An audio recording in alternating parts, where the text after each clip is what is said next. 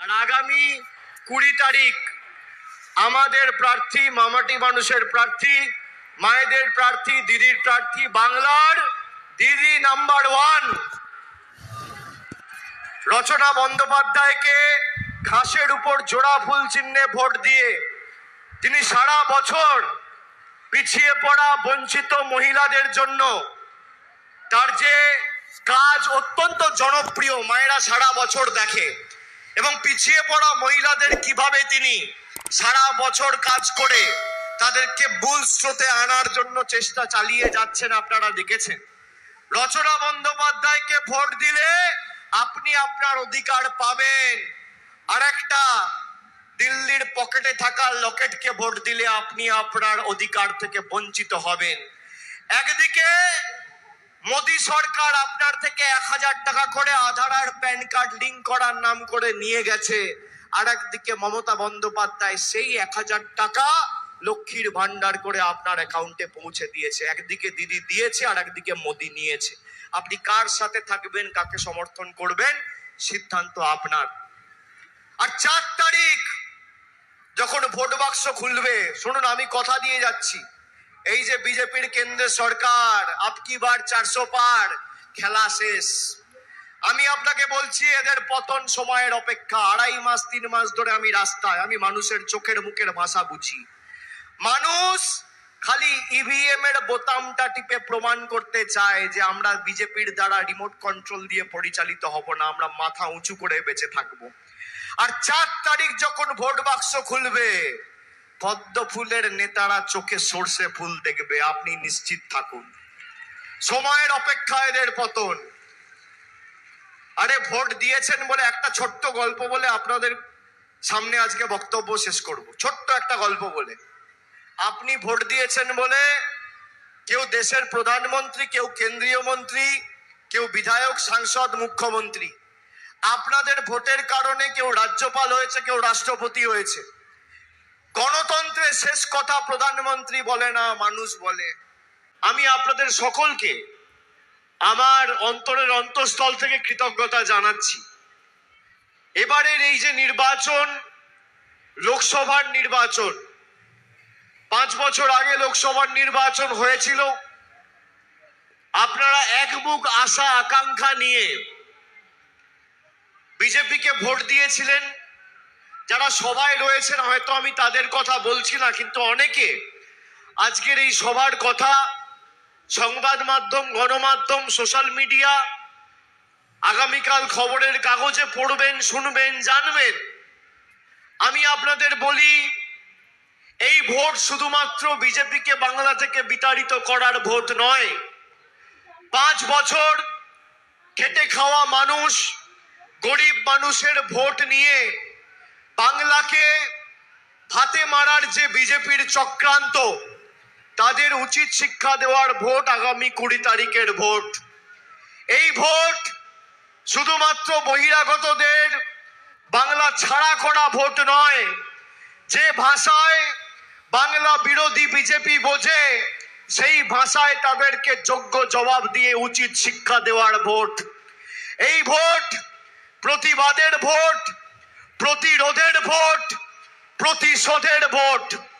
যারা গরিব মানুষের ভোট নিয়ে নির্বাচিত হয়ে ভারতবর্ষের সংসদে প্রবেশাধিকার পাওয়ার পর মানুষের 100 দিনের টাকা বন্ধ করে দিয়েছে, তাদের উচিত শিক্ষা দেওয়ার ভোট।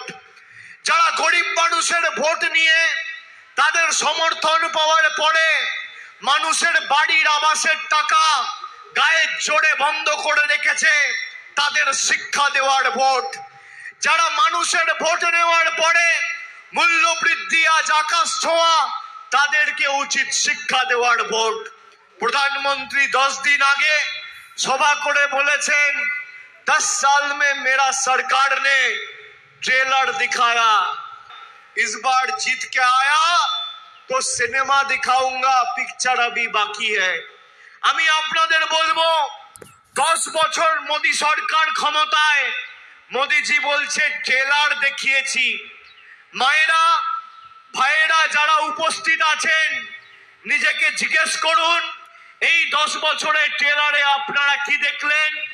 10 বছর আগে রান্নার গ্যাসের দাম ছিল 400 টাকা, মোদিজির ট্রেলারে রান্নার গ্যাসের দাম 1000 টাকা, 1100 টাকা।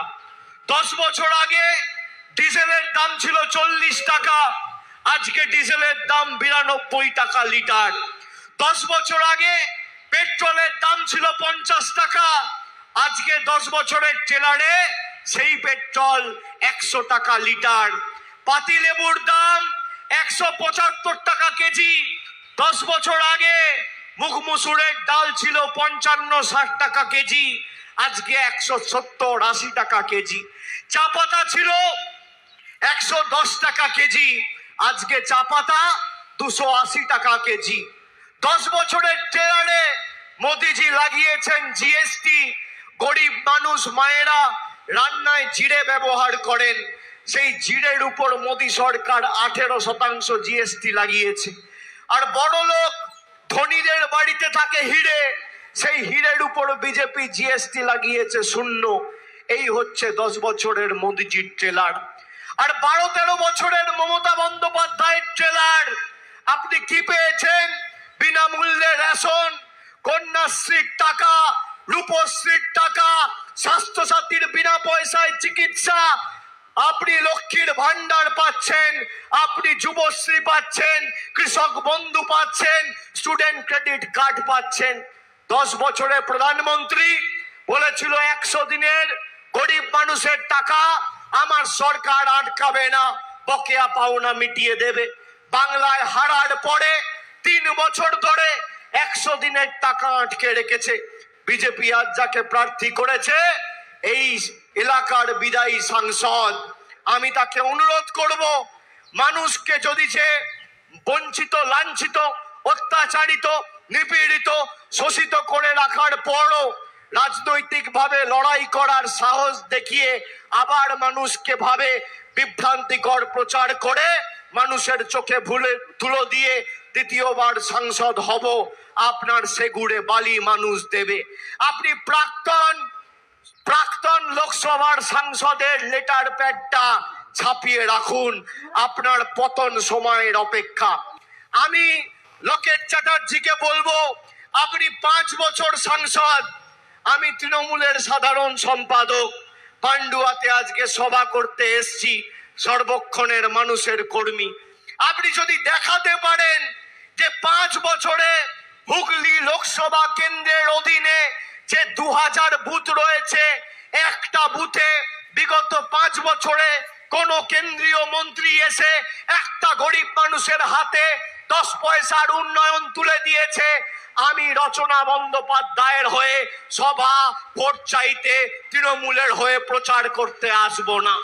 আমি চ্যালেঞ্জ করছি, আপনারা দেখান 5 বছরে লোকেট চ্যাটার্জি গরিব মানুষের টাকা বন্ধ একটা চিঠি লিখে প্রধানমন্ত্রীকে বলেছে যে হুগলির প্রাপ্য টাকা, গরিব মানুষের 100 দিনের বকেয়া টাকা আপনার সরকার আটকে রেখেছে, আপনি দয়া করে ছাড়ুন। আপনি দেখান লোকেট চ্যাটার্জি একটা চিঠি লিখেছে যে গরিব মানুষের বাড়ির আবাসের টাকা আপনি বন্ধ করে রেখেছেন, মানুষের টাকা ছাড়ুন। আপনি দেখান লোকেট চ্যাটার্জি চিঠি লিখেছে রাস্তার টাকা বন্ধ, টাকা ছাড়ুন। আপনি দেখান লোকেট চ্যাটার্জি চিঠি লিখেছে যে রান্নার গ্যাসের দাম দ্বিগুণ হয়েছে, মূল্য বৃদ্ধি নিয়ন্ত্রণে আনার ব্যবস্থা করুন। আপনি দেখান লোকেট চ্যাটার্জি একটা বুথে একটা যুবক যুবতীর হাতে কর্মসংস্থানের নিয়োগপত্র বিগত 5 বছরে তুলে দিয়ে গেছে, কেউ দেখাতে পারবে না। আমি বলছি, তথ্য পরিসংখ্যানকে সামনে রেখে লড়াই যদি এরা করতে সৎসাহস দেখায়, আমি এই মঞ্চ থেকে চ্যালেঞ্জ ছুড়ে দিয়ে যাচ্ছি। আপনার মোদী সরকার 10 বছরে কি করেছে, আর আমাদের মামাটি মানুষের সরকার 12 বছরে কি করেছে, 10-0 গোল দিয়ে ভোকাট্টা করে মাঠের বাইরে যদি বার করতে না পারি, আমার নাম অভিষেক বন্দ্যোপাধ্যায় নয়। তথ্য পরিসংখ্যানকে সামনে রেখে লড়াই করুন। আসুন, লোকেট চ্যাটার্জি আপনাদের কাছে ভোট চাইতে যাচ্ছে, আর কুচবিহারের বিজেপি নেত্রী বলছে বিজেপি যদি বাংলায় ভালো ফল করে তাহলে মায়েদের, দিদিদের লক্ষ্মীর ভান্ডার বিজেপি 3 মাসের মধ্যে বন্ধ করে দেবে। আপনারা শুনেছেন কি বলেছে? আমি আপনাদের জন্য অডিও রেকর্ডিং নিয়ে এসেছি, আপনারা শুনুন। আমার কথা অনেকে অবিশ্বাস করতে পারেন, আপনারা শুনুন। বিজেপির একজন কুচবিহারের জেলা কমিটির সহ সভাপতি, সেই ভদ্র মহিলার নাম দীপা চক্রবর্তী, তিনি কি বলেছেন আপনারা নিজেরা কানে শুনুন।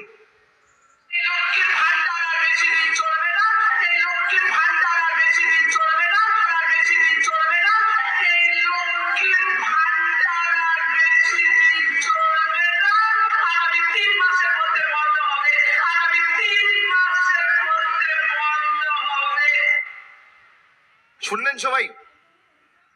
আরেকবার শুনুন।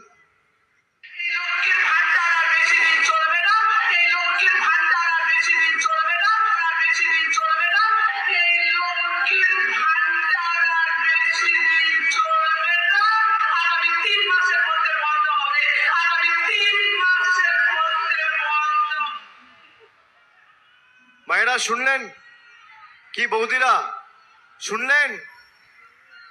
এবার আমি আপনাদের প্রশ্ন করতে চাই, আপনারা লক্ষ্মীর ভান্ডার পাচ্ছেন? হাত তুলে বলুন। পাচ্ছেন সবাই? পাচ্ছেন? যেই ভিডিওটা চালালাম আপনাদের মুখগুলো ছোট হয়ে গেল কেন? তৃণমূলকে ভরসা করেন না? করেন তো? বিজেপি বলেছে লক্ষ্মীর ভান্ডার বন্ধ করে দেবো। আরে লকেট জিতলে তো লক্ষ্মীর ভান্ডার বন্ধ করবে।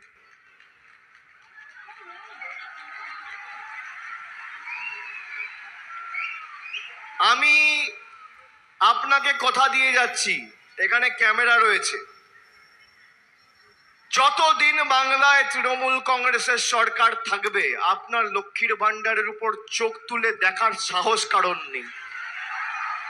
যতদিন বাংলায় আমাদের সরকার রয়েছে ততদিন বাংলার প্রত্যেকটা মা, বোন, দিদি, বৌদি সবাই, বাংলার 2,12,00,000 মায়েদেরকে আমরা লক্ষ্মীর ভান্ডার দিচ্ছি মাসের প্রথম, দ্বিতীয়, 3 তারিখের মধ্যে।